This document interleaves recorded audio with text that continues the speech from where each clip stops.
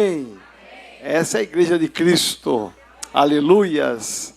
Eu quero trazer uma palavra para você, encerrando essa série de mensagens que nós começamos agora nesse mês de abril.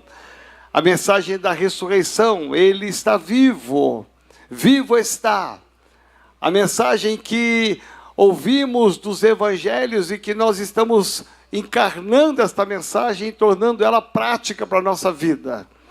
É maravilhoso viver um evangelho de um Cristo que não apenas morreu, mas ressuscitou. Amém? Por isso que nós podemos cantar, porque Ele vive. Porque Ele vive, eu posso crer no...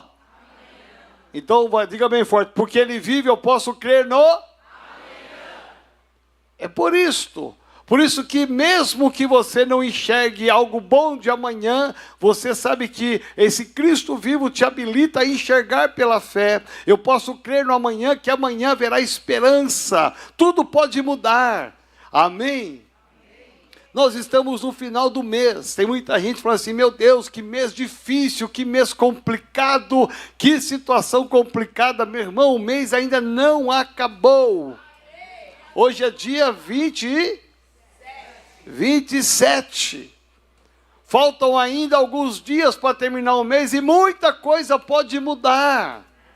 Não entregue os pontos, não jogue a toalha no chão. Se prepare, porque até o final do mês a bênção que você estava esperando, que você já deu como perdida, ressuscita essa esperança, porque alguma coisa pode acontecer, uma virada de chave pode acontecer até o último dia desse mês. Amém? Por isso, porque Ele vive, eu posso crer no amanhã. Amém, gente? Então vamos lá, e Deus me deu uma palavra, porque a ressurreição, ela não fala apenas de um tempo. Preste atenção no que eu vou te dizer aqui, eu espero que tenha sido claro pela manhã, com a galera da manhã, porque nós temos uma tendência de viver tempos e épocas, é muito bom isto. Mas quando nós falamos da fé cristã, nós temos que enxergar a globalidade, na totalidade.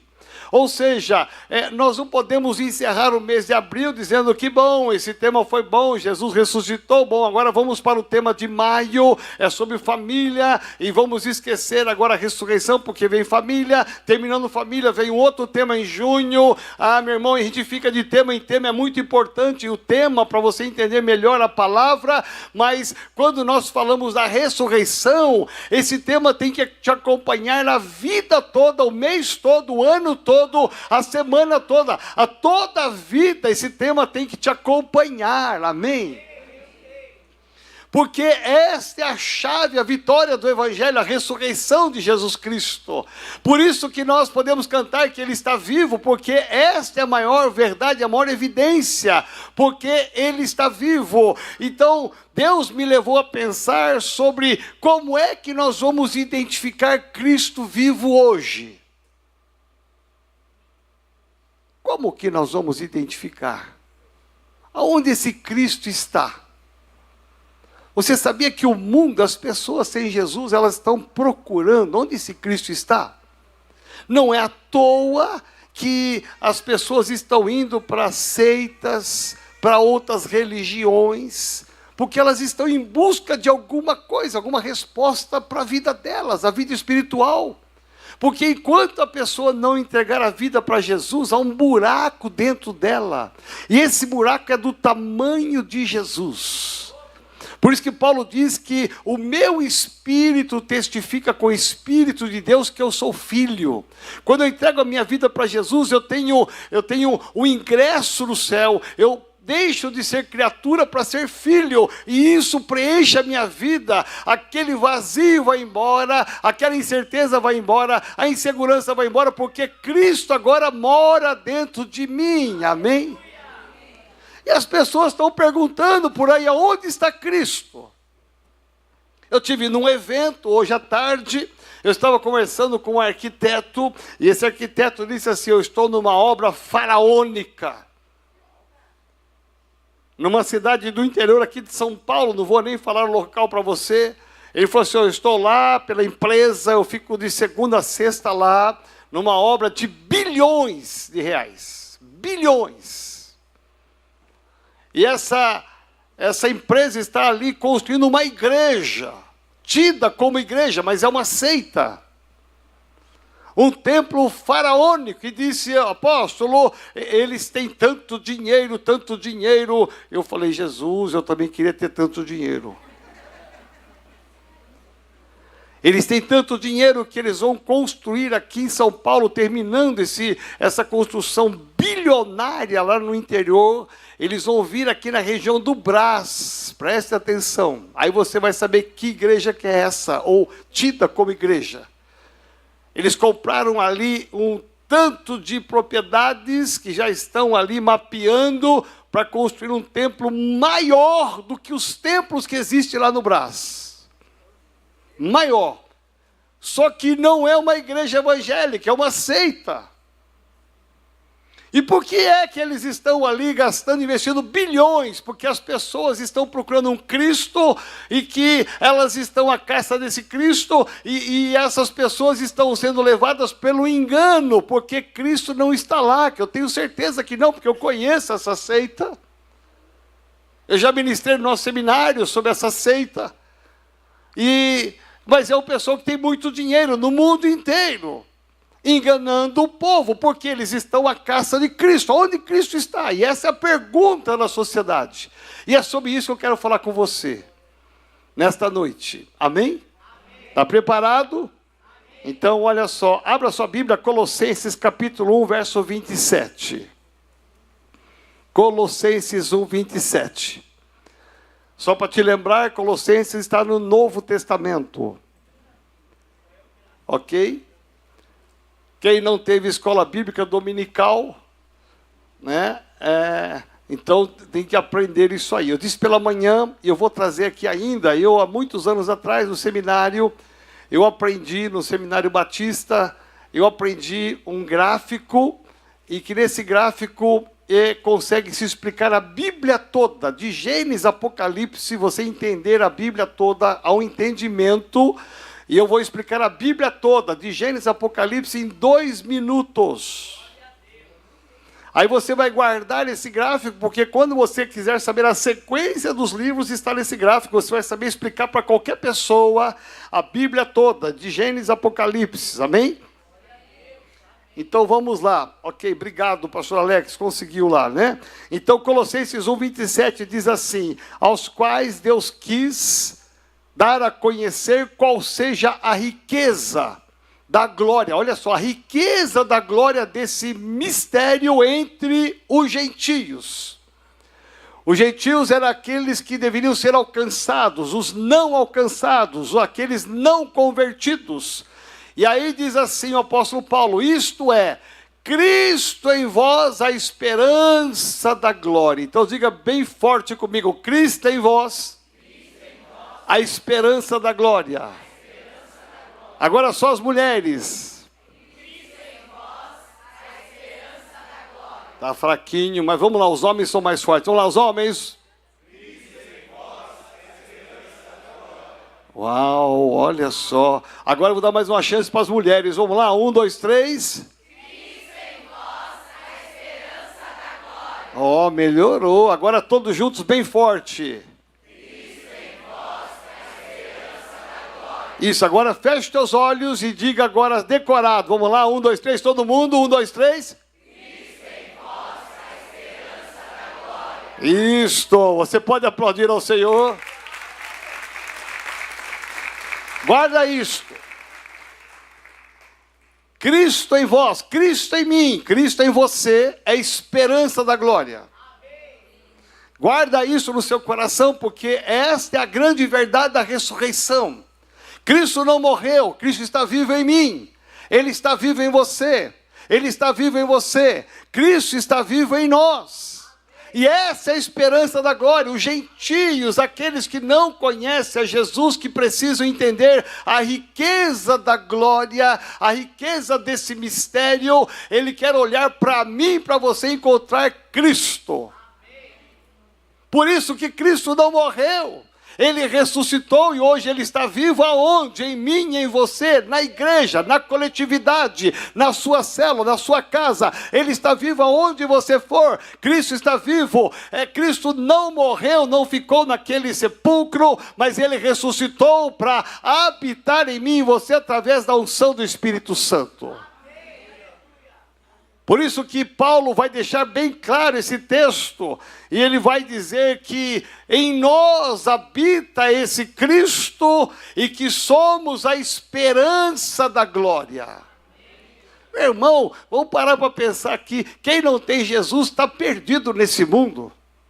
Dá uma olhada nas últimas notícias, nos canais de televisão, dá uma olhada nos jornais, nos rádios, na internet, dá uma olhada para você ver as notícias. Meu irmão, isso que o nosso presidente dos Estados Unidos está fazendo, desestabilizou o mundo. Ninguém esperava um negócio desse. A vida estava andando normal, tudo tranquilo, todo mundo indo mais ou menos, mais para menos, mas estava tudo normal. Os países estavam na normalidade, de repente esse homem entra ali na presidência e dá uma martelada, dá uma canetada e vira o mundo de perna pro ar. Desestabilizou tudo. Ninguém sabe o que vai acontecer amanhã. Existem expectativas políticas, econômicas, e cada um fala, vai ser bom para o Brasil, outro vai ser ruim para o Brasil, vai ser ruim para o mundo, vai ser bom para o mundo, mas há uma incerteza. Por quê? Porque as pessoas dependem disso, mas eu e você não dependemos disso, amém? A nossa esperança se chama Jesus Cristo. Então, tanto faz para um lado ou para o outro, Jesus controla a minha vida, a sua vida, e no final vai dar tudo certo. Daqui a 6 meses, 1 ano, isso vai passar, e você vai dizer assim, foi o melhor ano da minha vida. Com Trump, sem Trump, meu irmão, Jesus está com você e isto basta. Amém? Por isso que a ressurreição para mim não é uma estação que se estanca no mês de abril no calendário cristão. Ela é uma continuidade, a continuidade sou eu e é você. E eu disse pela manhã que nós vivemos hoje uma crise religiosa, uma crise das instituições evangélicas, chamadas igrejas. Você está sabendo, você acompanha pelas redes sociais, você deve ouvir de alguém quantas más notícias, não só lá fora, mas dentro da igreja, não na nossa, amém? Graças a Deus. Mas quantas más notícias nós temos ouvido nos últimos dias? Talvez isso no passado acontecesse, mas não era tão divulgado, não se noticiava como hoje. Hoje está muito rápido, acontece uma coisa no Japão, estamos sabendo em minutos.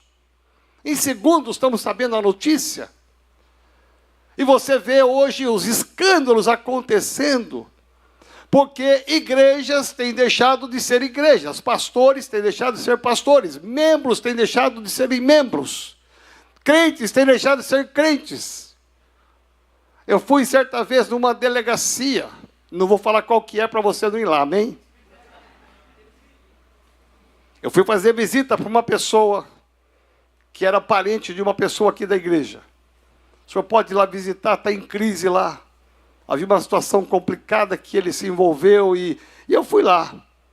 E chegando lá, para minha surpresa, eu fiquei numa cela trancado. De um lado tinha um tanto de homens só masculinas, do outro lado outro tanto de homens. E quando o carcereiro ali, não sei se é esse o nome que se usa lá, Márcio, deve ser, né? O carcereiro disse, olha, ô fulano, o pastor Joel está aqui. Eu disse, sangue de Jesus tem poder. Levantou todo mundo. Um bolo de homem de um lado, um bolo do homem de outro, e uma boa parte deles com Bíblia na mão.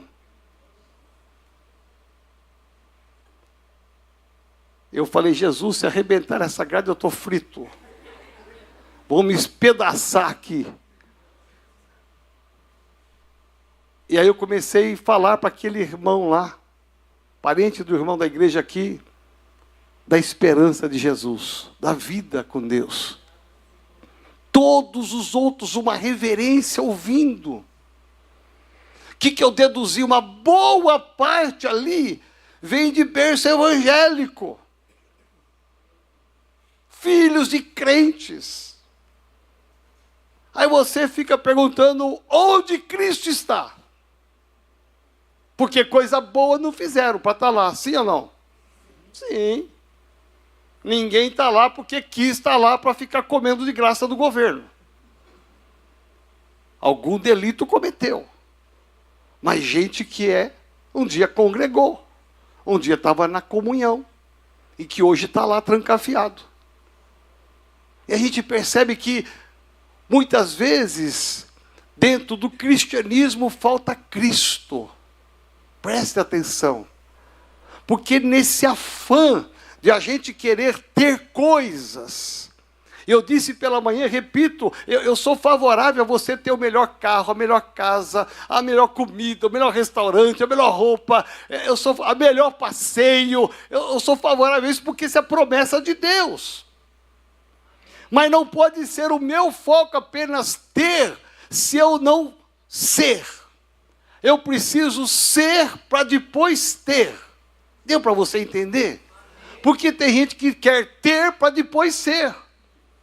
E aí vem os conflitos e vem as armadilhas do diabo, as distrações do diabo para te levar a focar naquilo que é para ter e você deixa de ser para ter.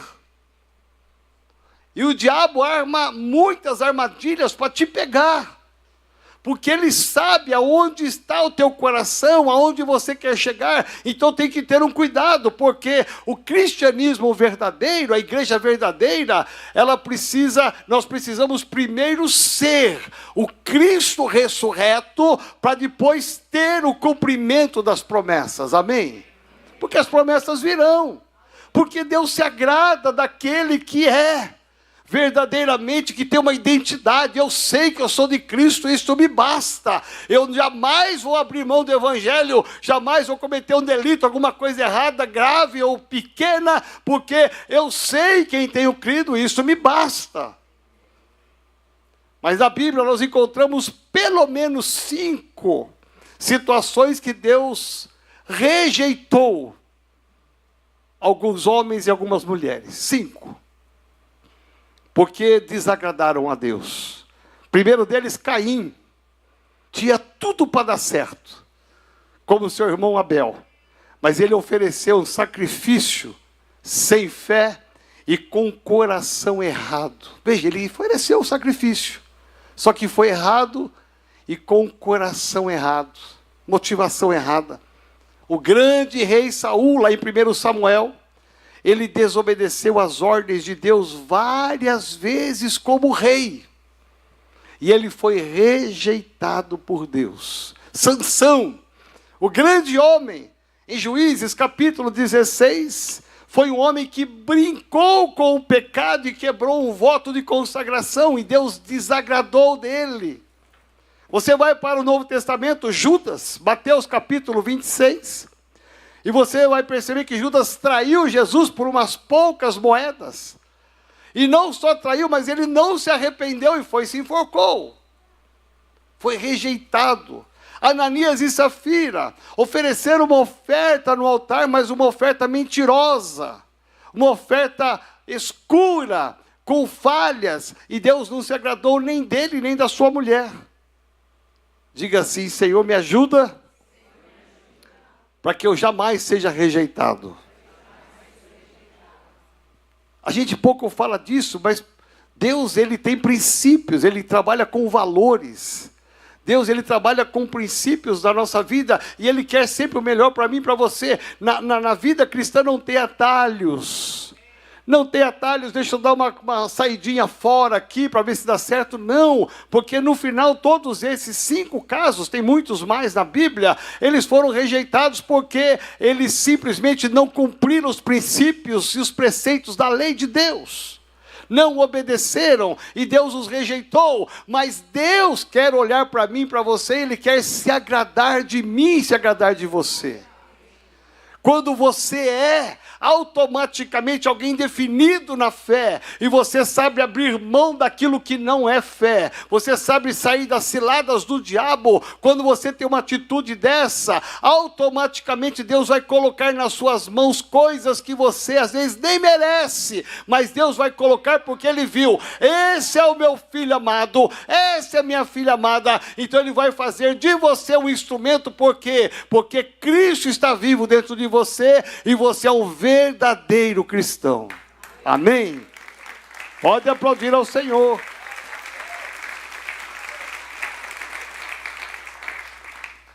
Nós vamos para o apóstolo Paulo e Silas. Livro de Atos, capítulo 16, diz assim: segundo a Paulo e a nós, clamava dizendo: estes homens são servos do Deus Altíssimo, e vos anunciam o caminho da salvação. Esse texto está dando um contexto interessante. Havia uma mulher possessa, endemoniada, e que estava sendo usada para trazer revelações e ganhar dinheiro para os seus senhores. Essa mulher, diz a Bíblia, que ela estava endemoniada, possessa de espírito de engano. E essa mulher que está endemoniada, quando ela vê Paulo e Silas, ela vai dizer isso aqui, olha só: estes homens, Paulo e Silas, são servos do Deus Altíssimo e vos anunciam o caminho da salvação. Preste atenção, esses homens ficaram furiosos com Paulo e Silas, porque estavam revelando ali o pecado, a traição, porque aqueles homens estavam usando de revelações para ganhar dinheiro, totalmente desfocados, e Paulo e Silas ali são identificados por um espírito mau, dizendo: são servos do Senhor, ou seja, Jesus está vivo e ressurreto na vida desses homens, porque eles estão anunciando a salvação. Paulo e Silas vão ser levados e presos, e ali você sabe o final da história, linda, porque eles vão estar orando ali no cárcere, amarrados, presos, acorrentados, e à meia-noite tudo se arrebenta, as portas se abrem, e eles saem ali louvando a Deus. O carcereiro, ele se converte, e há uma história de milagres em cima do caos, em um milagre de Deus, porque dois homens estão cheios de Cristo dentro deles. Amém? Por isso que Paulo vai dizer em 2 Coríntios 5,17: e assim, se alguém está em Cristo, preste atenção, e se eu estou em Cristo, se eu sou Cristo, é nova criatura, as coisas antigas já passaram e eis que se fizeram novas.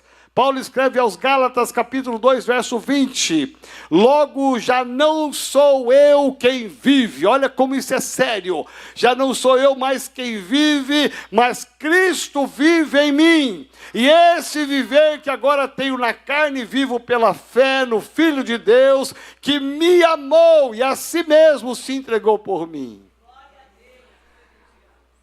Filipenses capítulo 1, verso 21 diz: porquanto para mim o viver é Cristo e o morrer é lucro. Dá para você entender a dimensão deste homem que está convicto de que Cristo está com ele. Cristo não morreu, mas ele ressuscitou. Há uma história linda aqui que Paulo vai assumir uma identidade de fé. Cristo está vivo dentro de mim. Não precisam procurar ali. É como se Paulo dissesse: Cristo vive em mim. As minhas ações, a minha atitude, os meus pensamentos, as minhas maneiras de viver, elas condizem com o Evangelho. Olhem para mim, como Paulo disse lá no livro de Atos, aliás, João disse em Atos, para aquele homem que esmolava: olha para nós, porque ele olharia e encontraria Cristo ressurreto. E a pergunta continua: onde Cristo está? No século 21, que é o século nosso, 2025, aonde Cristo está? As pessoas continuam procurando, elas continuam a caça aonde está Cristo.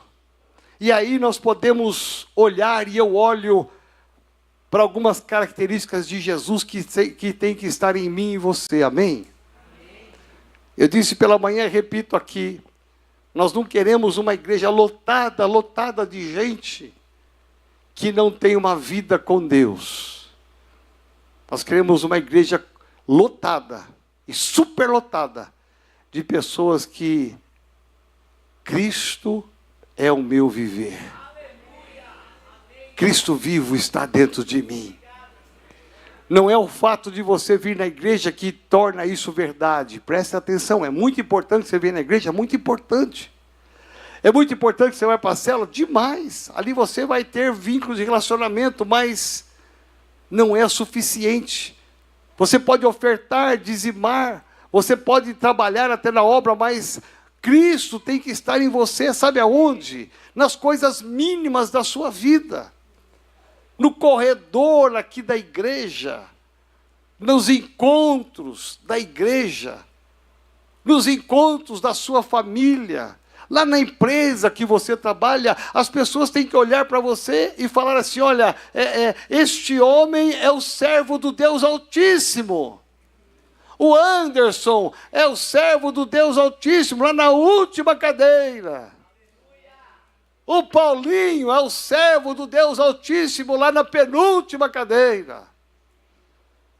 Sabe por quê? Porque as pessoas precisam encontrar esse Cristo, elas ainda estão à caça, ainda estão à procura. Os gentios, o homem sem Deus, o homem sem Jesus, ele ainda está em busca, e estão atrás de lugares tão errados, quando nós temos a verdade absoluta que é Jesus Cristo, e nós temos que identificar Cristo, aonde você estiver, aqui na igreja, na cantina da igreja, nos encontros da nossa igreja, na célula, lá onde você trabalha, onde você estuda, onde você se relaciona, no prédio que você mora, você tem que identificar alguém e falar, este é o homem de Deus, esta é uma mulher de Deus. Como é que podemos identificar um homem de Deus e uma mulher de Deus? Quando a gente encontra Cristo nessa pessoa. E eu peguei na palavra de Deus algumas características de nosso Cristo. Porque ele não morreu, mas ele está vivo. E as atitudes de Jesus têm que ser a minha atitude e a sua atitude também. E a primeira atitude de Cristo é ser um servo. Preste atenção nisso, ser servo. E aqui nos diz o Evangelho de Marcos, capítulo 10, 45. Pois o Filho do Homem não veio para ser servido, mas para servir e dar a vida e resgate por muitos. O que o mundo nos ensina? E aqui vem na contramão o Evangelho. O mundo nos ensina o seguinte, eu quero ser servido. É tão bom ser servido.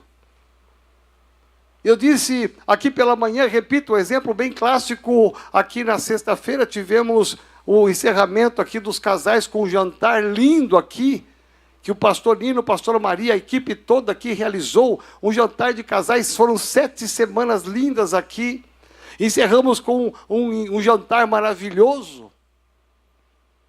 E aí, quem que estava servindo ali os casais? Gente, falando nisso, a Márcia fez comida para 300 pessoas. Não foi, gente? Não foi? Cada hora vinha uma cumbuquinha. Olha, isso aqui é a entrada. Olha, isso aqui é o acessório da entrada. Aí vinha, agora realmente é a super entrada.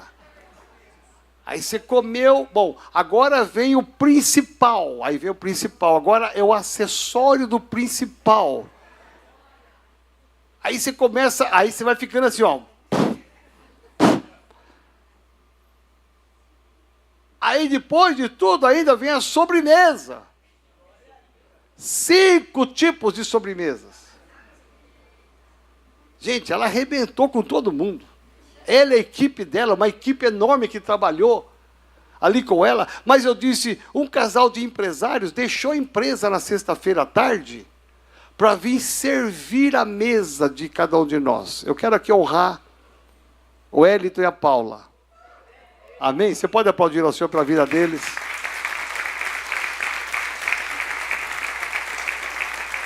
Tinham muitas pessoas servindo ali. Eu não vou aqui falar todos os nomes, mas quero mencioná-los porque eles são empresários de muitas empresas e eles deixaram as empresas sexta-feira à tarde. Eu tive uma reunião com eles na sexta pela manhã. Eles disseram à tarde, eu estou indo lá na igreja para ajudar a Márcia a fazer ali a comida. Olha só. Ele é bom, hein? E ele é bom. Todo de preto, arrumadinho, com a mão para trás, com a bandeja, sorrindo, aceita mais, quer mais. Gente, você vê que este é o evangelho não de ter, mas de ser. Eu abro mão das minhas coisas para servir o outro. Eu podia dizer assim, caramba, eu sou empresário de muitas empresas, todo mundo me serve lá, eu quero sentar nessa mesa, eu quero ser servido também. Mas ele deu lugar de ter para ser. E você servo. Quanta gente, quando acabou, gente, aquele jantar, né, que bagunça que ficou. Porque você imagina o tanto de louça, né? A nossa irmãzinha ali, toda maquiada, lavando louça lá, né? As duas irmãs ali, trabalhando lá na cozinha, lavando louça, e não acabava mais, não é, Paula? Meu irmão, parecia que tinha um exército de gafanhotos que comeram. Era cumbuca que não acabava mais. Lavando tudo, limpando tudo, depois ainda mandaram um vídeo, a pastora Maria mandou um vídeo para a Márcia, Jane, a minha secretária, para mostrar como é que estava o salão social. Olha que lindo. Olha aqui, Márcia, olha só aqui o balcão, tudo brilhando, olha aqui tudo arrumado, olha o chão, olha aqui tudo organizado, olha aqui. Isso era mais de meia-noite. Hoje de manhã estava todo mundo no culto aqui. Só o Hélio e o Paulo que dormiram até mais tarde, Mas, você vê o coração para servir? Não importa o meu status profissional, financeiro, eu quero ser útil na obra do Senhor. Você sabia que esse Ministério Louvor aqui, desde sexta-feira, estão ensaiando? Eles não chegaram aqui improvisados. Nós estávamos no jantar, eles estavam ensaiando aqui. Estava ensaiando, sexta-feira à noite, para louvar ao Senhor. Hoje de manhã, 7h30, né, pastor Felipe? Estavam aqui orando e passando, dando mais uma passada. Não é porque eles são ruins não, viu? Nós somos ruins, tem que ensaiar muito, né? Não, não é isso não. É porque tem compromisso com o Rei dos Reis. Eu vou oferecer o meu melhor. Olha o tanto de gente que tem aqui. Olha o Mário aqui filmando, esse menino novo filmando. Tudo bem que ele está cortando minha cabeça, mas ele é novo. Mas, ô filho, né? Olha lá, o pastor Alex pode dar uma aula para ele lá, né? Olha aí só. Brincadeira, viu? Vai lá no mezanino para você ver o tanto de gente que tem trabalhando lá. Vai lá no infantil, igual o paparoto ficou, chegou suando aqui, gente. Olha o filho de vocês, Jesus. Tanto de gente trabalhando, servindo. Não foi legal a recepção que você teve hoje? Lá no acolhimento? Meu irmão, olha a organização que a Belzinha tem com essa turma toda. Para você chegar aqui e receber um abraço, né? Ver uma plaquinha lá, você chegou no melhor lugar, que é a igreja, Jesus te esperava, né? Nós estamos aí para dar um up aí nesse acolhimento, e vamos precisar de muita gente, porque esse acolhimento vai ter uma explosão de coisas, então vamos precisar de muitos voluntários aí para incorporar, né, esse ministério, para dar mais vitalidade, para ser mais abrangente. Então, mas olha só, quanta gente envolvida de manhã, uma equipe de manhã, uma equipe à noite. É muita gente trabalhando em tudo quanto é canto. E é muito bom sentar e ser servido nessa cadeira, mas chega uma hora que Deus olha para você e diz assim: filho meu, Ivomar. Ivomar, hoje ele está de tênis. Ivomar, se levanta para servir. Deus olha para você e diz: é hora de trabalhar. Na igreja, a coisa mais gostosa que tem não é só sentar e assistir, é você trabalhar. Vocês viram as meninas da dança hoje? Elas estavam ensaiando sexta-feira. Eu abri lá o auditório, o anfiteatro, não é, filha, a loira lá? Eu abri o anfiteatro para passar para o salão social, deparo com elas tudo dançando lá. Eu falei, capricha que domingo eu vou ver se vocês vão errar, hein? E elas não erraram, gente. Você vê, tudo melhor para o Senhor. Mas é gente que está disposto a abrir mão do seu tempo, do seu descanso. Não é esse pessoal que está à toa, não, eu estou à toa, vou lá dançar. Não, é tudo gente compromissada. É gente que está disposto a pagar o preço. Eu abro mão de alguma coisa para servir. Isso é muito lindo. E eu creio que nós vamos ter uma igreja inteira aqui, um exército de pessoas servindo ao Senhor. Amém? Sábado cedo eu vinha fazer um atendimento aqui na igreja, uma reunião. Aí quando eu fui para o estacionamento pegar o carro aqui no prédio, aí quem que eu me deparo lá? Com o irmãozinho, seu Antônio. Ele é empresário. Mas ele é um excelente eletricista. A empresa dele não é de elétrica. Ele tem uma outra empresa, mas ele é bom de elétrica. E eu pedi para ele algum tempo atrás, né, William? Tudo que é... Ali está o William, o outro campeão lá também que serve ao Senhor. Eu pedi para ele, olha, você precisa fazer algumas coisas de parte elétrica e tal. Ele disse, pastor, eu vou fazer e não vou cobrar nada da igreja. Às vezes ele varou noites aqui no prédio, porque ele tinha que trabalhar na empresa dele, e ele via no final do expediente, né, William? Ele varava a noite aqui, porque ele só tinha noite para fazer as coisas do prédio, tinha urgência. No pleno sábado, um sol lindo que estava esse irmão lá, colocando uma luz de emergência. Não, o Hélio pediu, o Hélio também só manda, né? É brincadeira. Quando ele falou, o Hélio mandou, eu falei, esse Hélio, Jesus Cristo.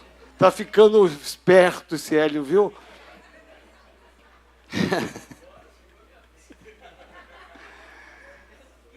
Depois de 100 anos de igreja, né?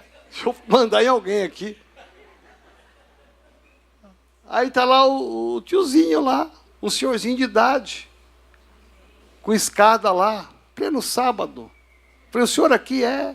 Falei, pô, gente, não é gente de valor? Coisas simples e coisas grandiosas que você pode fazer. Servir ao Senhor.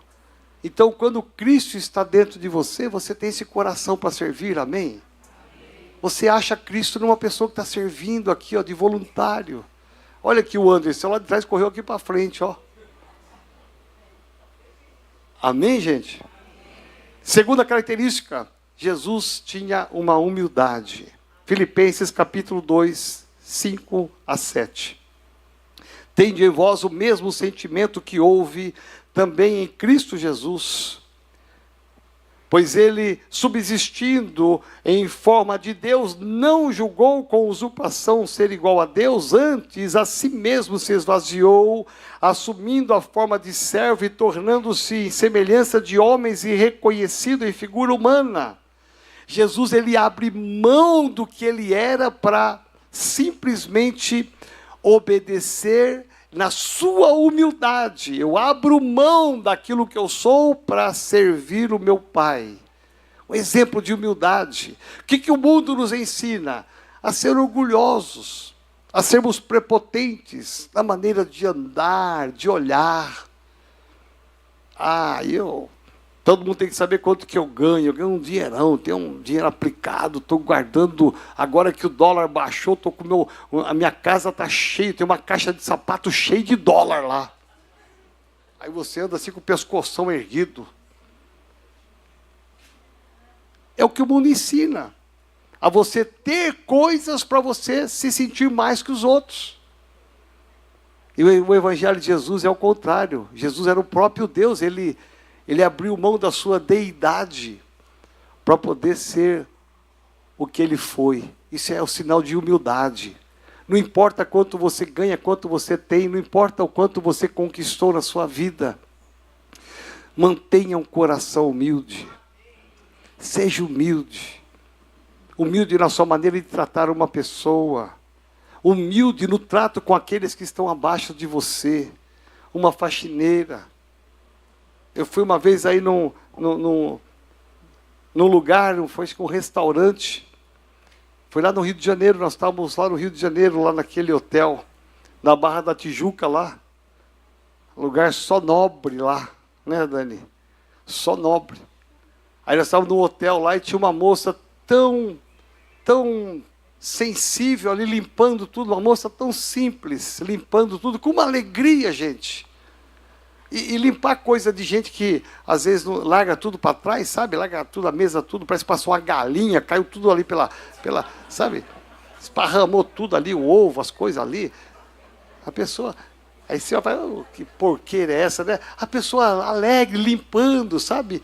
Eu notei isso primeiro dia, segundo dia, a mesma moça. Aí eu senti no coração. No último dia eu peguei uma nota de R$50, dobrei. E falei, vem cá, filha. Eu tive te observando essa semana toda. Que alegria ver você trabalhando aqui. Eu não sei como é que você está passando, você não está, mas olha, que excelência, que humildade do seu coração. Toma aqui uma semeadura para você. Gente, vocês vissem a cara dela, por causa de R$50. Não eram 500, era 50. A alegria dela. Sabe, olhar para uma pessoa e você ver assim o coração humilde de uma pessoa que está fazendo uma coisa tão ruim, mas com tanta alegria. Então seja humilde, não importa o que você tenha, seja humilde. Em terceiro lugar, Filipenses capítulo 2, verso 8 diz: a si mesmo se humilhou, tornando-se obediente até a morte e morte de cruz. A obediência, ela não tem validade. Eu vou ser obediente até o dia que mexerem comigo. Eu vou ser obediente até o dia que me falarem não, porque tem gente que só gosta de ouvir sim, não é, gente? Filho, principalmente, não é? Filho, quando vai pedir as coisas, só quer ouvir sim. Fala não, pronto, a tromba cai, né? O semblante desfalece, já não quer mais fazer, né? Já azedou o dia. Obediência não tem validade. Aqui diz a palavra, Jesus foi obediente até a morte. E morte de cruz. Eu vou ser obediente até o final. Um verdadeiro homem de Deus, mulher de Deus que tem Cristo dentro, ele tem esse sentimento de obediência. Eu sou obediente. A Bíblia trabalha com regras, com princípios. Você tem que ser obediente. Quer ser uma pessoa de sucesso? Viva esse Cristo dentro de você. Seja humilde, seja servo, seja obediente. As coisas virão nas tuas mãos naturalmente, porque Deus vai olhar o Cristo que está dentro de você. As pessoas vão olhar e vão te reconhecer e vão te abençoar.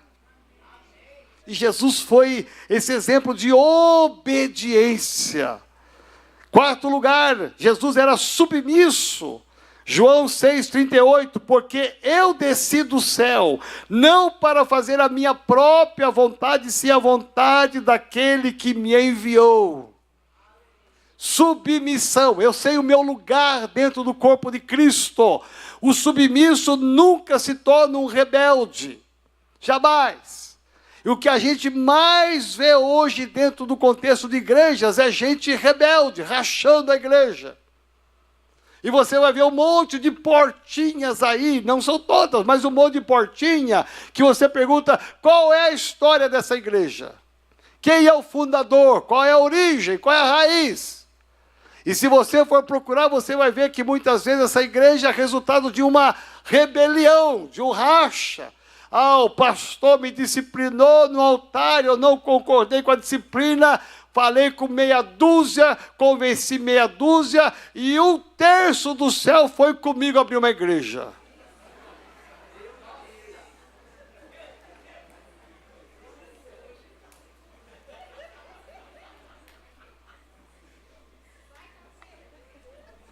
É assim, gente. Infelizmente, porque não tem submissão. Eu contei pela manhã, conto agora, tinha um jovem na nossa igreja, no interior, em outro estado, aliás, que era baterista bom. Mas por alguma razão ele caiu na fraqueza do cigarro. O mal dele era o cigarro. E alguém um dia viu, era uma cidade pequena, alguém viu, olha, o irmão baterista está fumando, Jesus. Aí o pastor chamou com muito amor e carinho o gabinete e falou, irmão, olha, eu sei que a sua luta está sendo o cigarro. Então você tem que ir para 7 semanas de libertação do apóstolo Géser. Você tem que ir para 30 semanas. Faz 60 para ver se dá certo. Faz 14 semanas, vê se melhora. Aí aquele irmão saiu bravo da igreja. Enquanto você não se consertar, você vai ficar sem a bateria. A igreja ficou sem baterista 1 mês, 2 meses. Eles preferiram ficar sem o baterista, mas manter o altar em santidade, com pessoas submissas à disciplina, do que ter alguém na bateria indisciplinado, com o rabo do capeta na boca.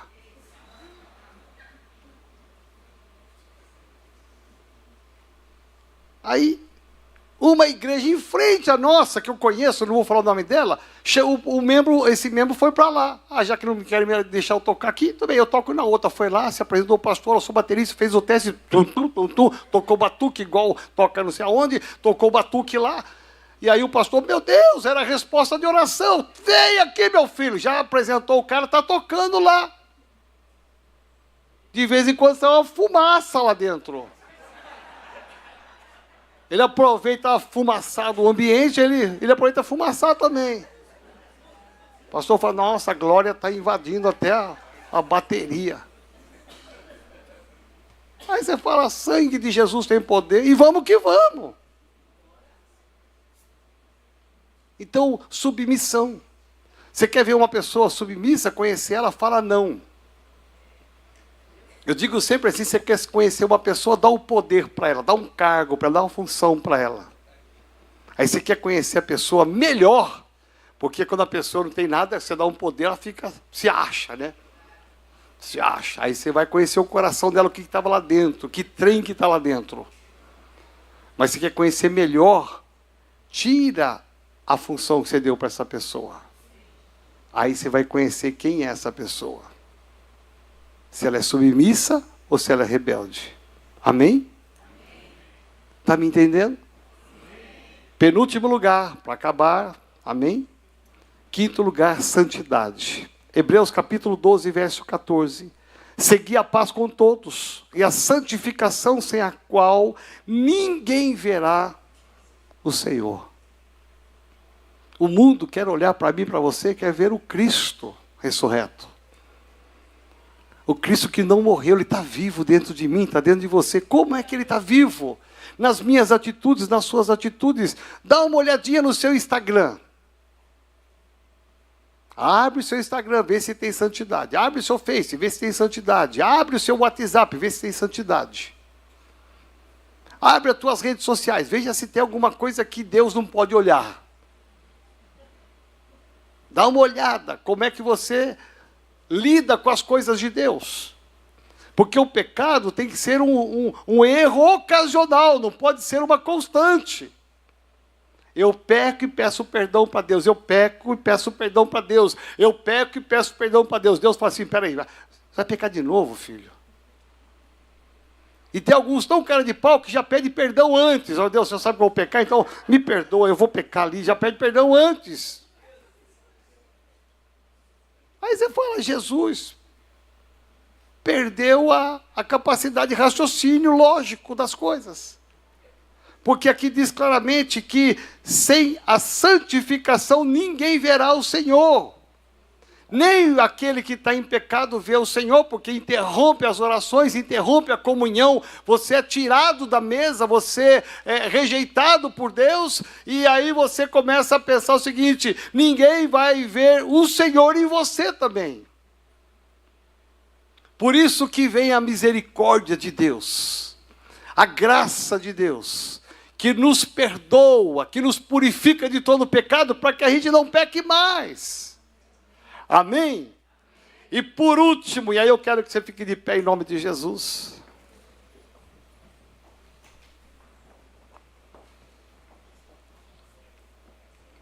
Por último, o perdão.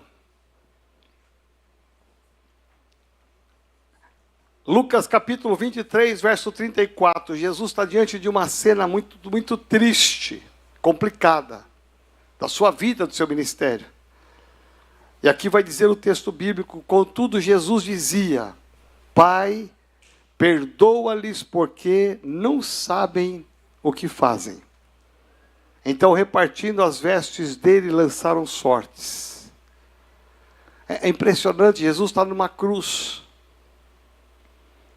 E Jesus tinha todo o direito, toda a justiça do mundo de olhar para aqueles camaradas que estavam lá. E falar: ei, você é aquele camarada que eu curei lá, lembra? Você está me crucificando, filho. Ei, você não era aquele paralítico que gritou: Jesus, filho do Deus Altíssimo, e você está andando e está me crucificando. Jesus poderia puxar a sua própria justiça para se defender daqueles que estavam acusando. E aqui a coisa é tão grave que eles estavam rasgando as vestes de Jesus para tirar sorte. Quem vai ficar com isso, com aquilo outro? E Jesus olha para aquele povo indigno, que não merecia, e Jesus vai dizer: Senhor, perdoa-lhes. Eles nem pediram perdão. Eles não pediram perdão. Mas Jesus levantou a sua voz e disse: perdoa. Você sabia que o perdão liberta? O perdão cura? Porque muitas vezes a gente arrasta situações na família, onde tem ausência de perdão. Alguém da família te feriu, te magoou. Alguém fez alguma coisa que entristeceu o seu coração e você não perdoa. Isso gera um câncer. Isso gera um mal, rancor, raiz de amargura, tristeza. Às vezes só de lembrar do nome de uma pessoa já te entristece. Você falou: estragou meu dia. Tinha que falar o nome dessa coisa aí. Pessoas que viveram no passado situações ruins, decepções, traições. Pessoas que viveram situações de tristeza com alguém que amava, se decepcionou. E o nosso alto senso de justiça é tão forte, tão grave, mais forte do que o próprio Deus. Quando Deus olhou para mim, para você, e nos perdoou naquela cruz. Ele não pediu para fazermos nada em troca, só entregar nossa vida para Ele. Olha que fácil. Mas Jesus pagou um preço na cruz. E Ele pôde olhar para aquela humanidade ali, que muitos Ele tinha alimentado, curado. Muitos Ele tinha entrado na casa deles, trouxe a paz. Eles estavam ali acusando Jesus: crucifica-o. Jesus olhou e disse: perdoa. A capacidade que nós devemos ter de saber que ninguém aqui é perfeito. A igreja não é perfeita, a família não é perfeita, o seu casamento não é perfeito. Lá onde você trabalha, ninguém é perfeito. O ser humano é imperfeito. Onde está o ser humano vai ter erro, vai ter falha. Mas nós temos que ter essa capacidade dentro de nós de Cristo em nós, a esperança da glória. Eu vou perdoar. Mas não me pediu perdão.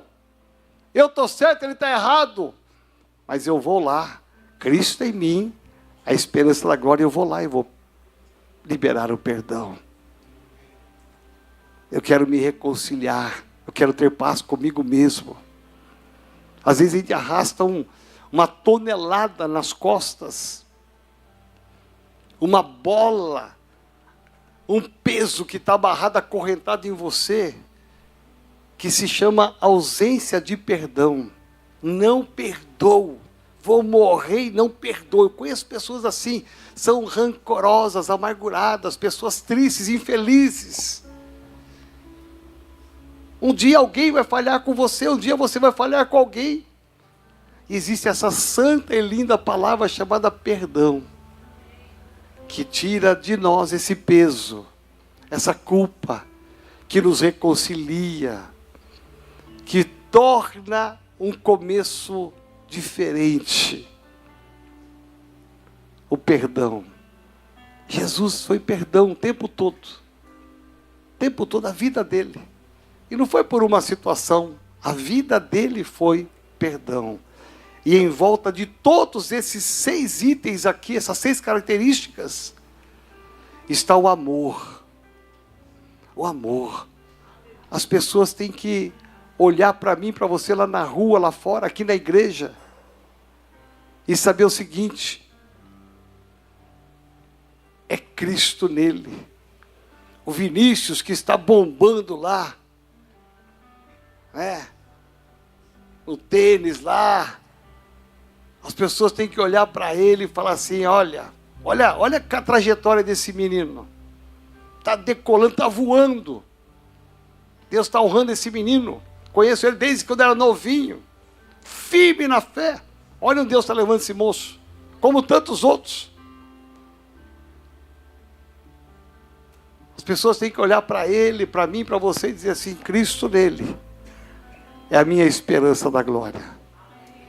É no seu comportamento, na sua atitude, é na maneira de você lidar com algumas situações que você vai apresentar Cristo.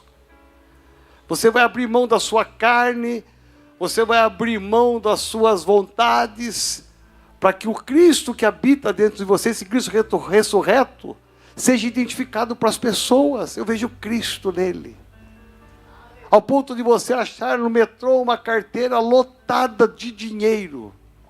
E você olha para um lado, para o outro lado, você fala: Jesus amado, a vontade é de pegar. Mas o Cristo que habita em mim não me permite pegar. Dá vontade, não dá, gente?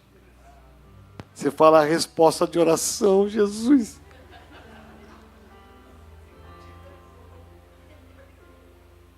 Mas é pegar, ir lá na plataforma e devolver e falar: olha, eu achei. Se eles vão pegar aquele dinheiro para eles ou não, é outro problema. Mas você fez a sua parte porque Cristo habita em você. Sabe, gente, é nessas coisas pequenas em que você anda na retidão e não anda como o mundo anda aí fora. Esse é o Cristo que habita dentro de você. Essa ressurreição, ela não acaba agora em abril, ela vai continuar em maio, junho, julho, agosto, dezembro, até a vida toda. É o Cristo que habita em você que vai permitir com que os seus passos sejam diferentes. Todo mundo pode errar, mas você não vai errar. Todo mundo vai crucificar o rapaz lá, você vai perdoá-lo. Amém? Talvez você vai ter que sair daqui hoje e pedir perdão para alguém. Talvez você vai ter que sair daqui hoje, talvez aqui até aqui dentro mesmo. Você vai ter que falar assim: puxa, faz tempo que eu me distanciei de alguém, eu preciso me reconciliar. Talvez tenha um parente que esteja perto ou distante. E talvez você tenha que pegar um ônibus, um avião, ir até lá e falar assim: eu vou pagar o preço, eu vou até lá. Faz anos que ele não olha para mim, não liga para mim, ela não liga para mim, nada, mas eu vou lá. Cheguei. Ele vai estar armado lá. Mas eu vou chegar lá e dizer: me perdoa. Eu quero me reconciliar com você. Eu quero te amar. Amém? Então feche teus olhos, baixe sua cabeça. Deus quer trazer essa palavra ao teu coração para que você saia daqui hoje determinado a permitir que Cristo se movimente dentro de você e através de você. Você tem que sair daqui declarando: Cristo em mim, a esperança da glória. É esse Cristo em mim que é a esperança para este mundo, para a minha família, para os meus empregados, para os meus patrões, para aqueles que eu não conheço. É Cristo em mim que vai ser a esperança da glória.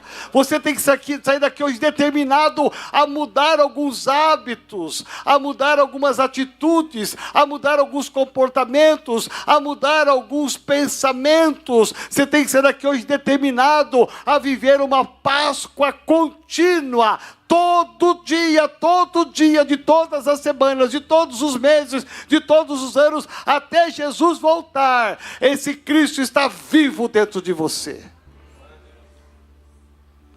Diga assim comigo: Senhor Jesus, me ajuda, à luz dessa palavra, a viver esta mensagem. Eu declaro nesta noite que eu vou lutar, eu vou mudar cada vez melhor. Me ajuda, Senhor, para que através dos meus pensamentos, das minhas palavras, das minhas atitudes, do meu comportamento, que eu possa expressar o Cristo ressurreto. Esta é a Páscoa, esta é a minha Páscoa, a minha vida será a Páscoa, o Cristo vivo, a esperança da glória. Ele está em mim e eu estou nele, porque Ele vive. Eu posso crer no amanhã. Em nome de Jesus, conduza, Espírito Santo, os meus passos para uma vida nova, para que todos vejam Cristo em mim. Em nome dele é que eu oro. Amém. Você pode aplaudir ao Senhor.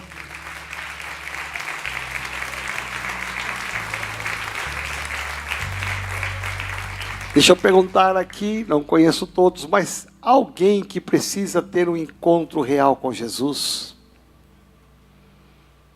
Nós estamos falando tanto de Cristo em nós. Esse Cristo só pode estar dentro da gente quando a gente abre o coração. E a Bíblia diz que Ele está batendo. Ele bate do lado de fora, porque Ele é cavalheiro para que você abra e Ele entre. Isso se chama conversão, metanoia, mudança de mente. É quando você reconhece: eu preciso ter esse Cristo, eu quero ter esse Cristo dentro de mim. Eu quero reconhecê-lo como meu Salvador da cruz do Calvário. Talvez você entrou aqui hoje pela primeira vez, segunda vez ou várias vezes, e você nunca pôde fazer isso, nunca fez. Mas hoje eu quero te convidar a você tomar uma decisão por Jesus. Permitir que Ele habite dentro de você. Talvez você estava afastado dos caminhos do Senhor. E você precisa hoje voltar. Eu quero voltar. Eu quero me firmar nessa casa. E se você quer tomar essa decisão, aí no seu lugar, levante uma das mãos, porque eu quero orar com você. Eu quero entregar o seu coração, a sua vida a Jesus Cristo. Eu quero que Ele veja o que você está abrindo o seu coração para que Ele possa entrar. Alguém que precisa tomar essa decisão, levanta a sua mão bem alto, que eu quero orar com você. Em nome de Jesus. Em nome de Jesus. Vamos aplaudir ao Senhor. Temos uma vida aqui. Essa moça. Vem cá, filha. Vem cá, Jussara, com ela. Há mais alguém que quer tomar essa decisão? Esta é a hora. Como é que você chama, filha? Aqui está a Daniela. Tem mais alguém que quer se juntar com a Daniela aqui? Agora é a hora. Agora é a sua vez. Esse é o momento mais importante desse culto. Abrir o coração, deixar Jesus reinar. Gente, isso marca a nossa história. Eu não conheço essa moça, mas eu sei que há uma forte unção descendo sobre ela. E eu creio que a vida dela será transformada. Em nome de Jesus, eu quero orar com ela. Vai orar comigo, você ora junto com ela, dizendo assim: Senhor Jesus, eu abro o meu coração para te receber como o único Senhor e Salvador. Eu crucifico na cruz do Calvário a minha velha vida e começo hoje uma nova história. Senhor, que teu Espírito Santo possa morar em mim, que o Senhor possa morar em mim. Conduza os meus passos. A partir de hoje, eu declaro: sou teu filho, sou tua filha, em nome de Jesus. E eu declaro que a partir de hoje, eu serei uma testemunha do Cristo vivo e ressurreto. Em nome dele é que eu oro. Amém. Você pode aplaudir ao Senhor. Que lindo, filha. Queremos o teu nome engrandecer.